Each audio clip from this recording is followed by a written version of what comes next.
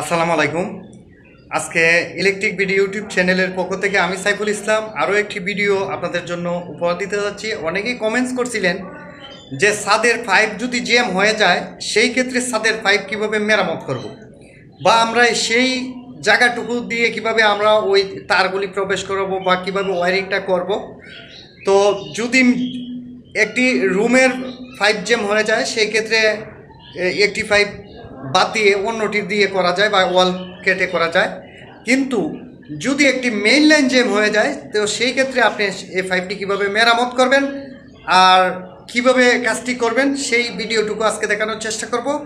আশা করি প্রথম থেকে শেষ পর্যন্ত ভিডিওটি আপনারা দেখবেন। আর ভিডিওটি যদি আপনাদের কোনো উপকার হয়ে থাকে তাহলে অবশ্যই একটি লাইক করবেন ও একটি কমেন্টস করবেন। আর যদি মনে করেন আমাকে ভালোবাসেন তাহলে ভিডিওটা একটু শেয়ার করে দিবেন। চলুন বন্ধুরা দেখে আসি ছাদের পাইপ জ্যাম হলে কিভাবে সেটা মেরামত করতে হয়। বন্ধুরা, আমরা যে জিনিসটি বলছিলাম আমাদের এইটা হচ্ছে মেইন লাইন। তো এই মেইন লাইনটা চলে গেছে 3 রুম দূরে। তো এখন আমরা ওই পাশ থেকে একটি জিআই তার ঢুকিয়েছি। ঢুকানোর পরে যে বিষয়টি হচ্ছে এই পাশে আইসা বাঁচতেছে, মানে এই ফাঁক দিয়ে বের হচ্ছে না। ঠিক আছে, তো এই ফাঁক দিয়ে বের হচ্ছে না। এখন আমরা কিভাবে আমাদের এই যে পাইপটা কোন দিকে গেছে, এই দিকে গেছে না এই দিকে গেছে না এই দিকে গেছে, এদিকে ধরো না এই দিকে গেছে, এটা তো এদিক দিয়ে গেছে, এদিক দিয়ে গেছে। এখন এই পাইপ আমরা কিভাবে বের করব, কোন জায়গায় জ্যাম হয়েছে বা জ্যাম হইলেই বের হওয়ার উপায় কি, যেহেতু আমাদের এই পাইপ দিয়ে তার ঢুকাতে হবে। তাছাড়া এই রুমের জন্য আরও একটি বিকল্প রাস্তা রয়েছে, যে রুম টু রুম। তো যেহেতু আপনারা কমেন্টস করছিলেন যে এই ধরনের ট্রাফিক, যে ছাদের পাইপ যদি জ্যাম হয়ে যায় তাহলে কিভাবে আপনারা কাজটা করবেন। তো চলুন আর দেরি না করে প্রথমে যে অনেকবার চেষ্টা করবেন যে যেহেতু ওই দিক থেকে যেটা আমার ঢুকানো আছে এদিক থেকে বের হয়েছে না, তো সেই ক্ষেত্রে এই পাশ দিয়ে আরেকটা ঢুকানো। যদি কোনো কার্যক্রমে এই যে তারে ওইটা বাজে পরে মুচুর দিলে, মানে এইভাবে পাক দিয়ে যদি মুচুর দেওয়া হয় সেই ক্ষেত্রেও আমরা ওই তারটারে ধরতে পারবো।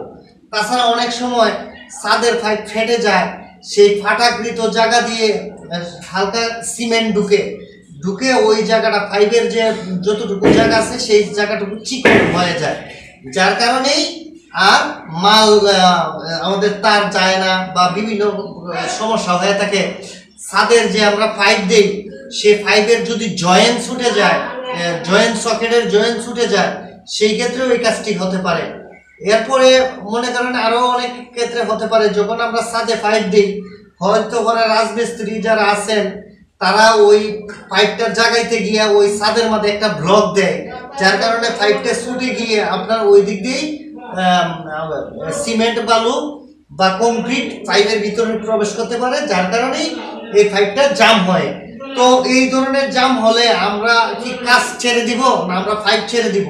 তো আমরা কোনো কিছুই ছাড়বো না, আমরা চেষ্টা করব আপনাদেরকে সরাসরি আপনাদেরকে দেখানোর জন্য যে ছাদের পাইপ জ্যাম হইলে আমরা কিভাবে মেরামত করব। আর মেরামত করার জন্য আমরা বেশ কয়েকটি পথ অবলম্বন করব। করার পরে আপনারা লাইভ ভিডিওটি দেখতে থাকবেন যে আমি কোন পর্যায়ে এই কাজটা করি। তো চলুন আমরা আর কথা না বাড়িয়ে আমরা কাজ করি। প্রথমে আমরা এটাকে বের করে নেব। বের করে নিয়ে আমাদের এই পাশ দিয়ে যতটুকু যায়, এই যে পাইপ আছে এটা এই যে আমাদের এটা ঢুকাইতেছি, এইটা হচ্ছে ওই ঘরে, মানে এখানে ড্রপ করে গেলে চলে যাবে, এখানে কোনো পয়েন্ট হবে না, এখানে ড্রপ করে ওই দিকে চলে যাবে, কিন্তু এই জায়গার মধ্যে যাচ্ছে না। তো বেশ অনেক দূর আগাচ্ছে বন্ধুরা, আমরা দেখতে পাচ্ছি এটা যাচ্ছে, যাওয়ার পরে এই যে জায়গাটুকু আর সে যাচ্ছে না। এখন এইটা কি আসলেই ব্লক হয়ে গেছে, এই জায়গাটুকু আর সে যায় না। ঠিক আছে, জায়গাটুকু যায় না। এখন আমরা কি করব, আমরা এটাকে বের করব, বের করে এই জায়গাটুকু মার করবো, বের করব। বের করার পরে কতটুকু দূরে গিয়ে, এতটুকু দূরে গিয়ে আর যায় না। এইখান থেকে যেহেতু এটা বের হয়ে গেছে তো ছেড়ে দিব, ছেড়ে দিয়ে এইদিকে একটা মার করবো, মার করলাম। করার পরে আমরা এখান থেকে নেমে নিয়ে গেলাম। এখন বন্ধুরা এইখান থেকে ঢুকাইছিলাম, এই জায়গাটুকু আইসা এই মানে যেটা আর যায় না। তো এখন বিষয়টা যেটা এই দেখি এইখানে দিয়ে আসছে না, এইদিকে আসছে না, এইদিকে আসছে, আন্তাজি শ্রেণী হাতুর দিয়ে কোথায় কাটবো, এটা আমরা ফাইভটা কিভাবে শনাক্ত করব। তো আমার বিশেষ যেহেতু ওইদিকে গেছে এটা এইদিকেই যাচ্ছে। তো আমরা এই জায়গাটুকু আমরা শ্রেণী হাতুর দিয়ে যদি কাটি তাহলে এখানে আমাদের অর্ধেক বেলা সময় চলে যাবে, আর তাছাড়া এই সারটা বেশ অনেকটা ক্ষতি হবে। তো আমরা চাই না যে এই ধরনের কারো ক্ষতি হোক আর আমাদের সময়ও নষ্ট হোক। তা আমরা দুইটাই বাঁচাইতে চাই। তার জন্য আমাদের এই যে একটা ড্রিল মেশিন আপনারা দেখতে পাচ্ছেন, ড্রিল মেশিনের মাথায় আছে 6.5 বিট। এই সিকোন বিটটা দিয়ে আস্তে আস্তে এটাকে শনাক্ত করতে থাকবো। তো ভিডিওটি দেখতে থাকেন, যেহেতু এই দিক দিয়ে গেছে, তো এই দিক দিয়ে যদি আমরা আস্তে আস্তে ড্রিল করতে থাকি তো যেখানে ফাইটটা আছে সেখানে পুত করে ঢুকে যাবে।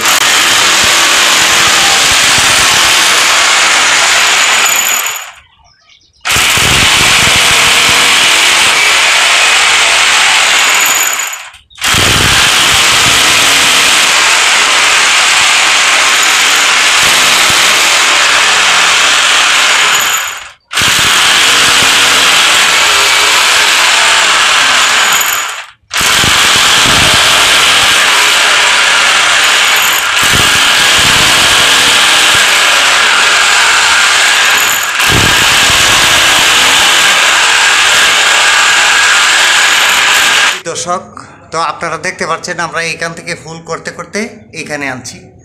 তো আনার পরে দেখতে পাচ্ছেন এখানে দুইটা জিআই তারই দুই দিক থেকে আসছে, ঠিক আছে। এটা আসছে, এই যে দেখেন, দেখা যায় কিনা আপনাদের, দুইটা জিআই তারই কিন্তু দুই দিক থেকে আসছে, ঠিক আছে। তো এইখানে বিষয়টা হচ্ছে কি, এইখান দিয়ে আনছিলাম যাতে বাড়িওয়ালায় এই যে ছোট ছোট ড্রিল করছি এতে খারাপ লাগে বেবিদায়, এখানে কি করছি এতটুকু জায়গা আমরা একটু সিমেন্ট দিয়ে ঘষা দিয়ে প্লাস্টার করে দিছি। যে কাজটি করবো ওই যে এই তারটা দিয়ে এই দুইটাকে ধরবো। এখানে ঘটনা হচ্ছিল কি, এই যে আমি যে জিনিসটা বলছিলাম এই জিনিসটাই কিন্তু এখানে আটকে ছিল। তো আমরা এখান থেকে একটাকে যে কোনো একটাকে ধরার চেষ্টা করব। আমরা যেহেতু এক হাতে ক্যামেরা আর এক হাতে আমাদের কাজ, এই একটা আসছে দেখতে পাচ্ছেন। তো আমরা আরও একটাকে ধরার জন্য চেষ্টা করব। একটু হালকা টান দেও তোর দিকে। এই জায়গায় যেহেতু আমাদের এই যে ইয়াটা যেটা আসছে এখানে একটা সার্কুলার বক্স বানিয়ে ফেলাই, ঠিক আছে। যেহেতু এটা জামটা লাগছে,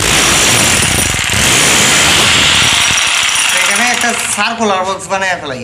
এটা একটু সরাও।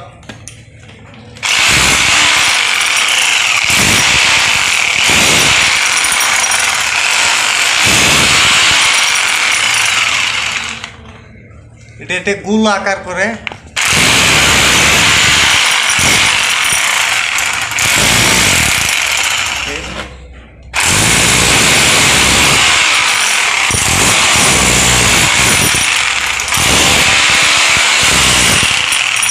বাস আমরা এটি এই জায়গাটার মধ্যে একটি ছাদের ফয়ানি বানিয়ে ফেলেছি।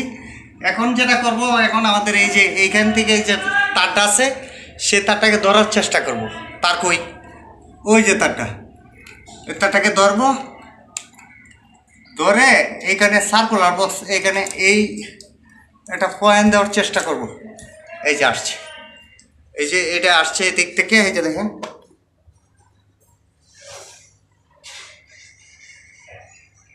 ওই যে এদিক থেকে আসতেছে। এই যে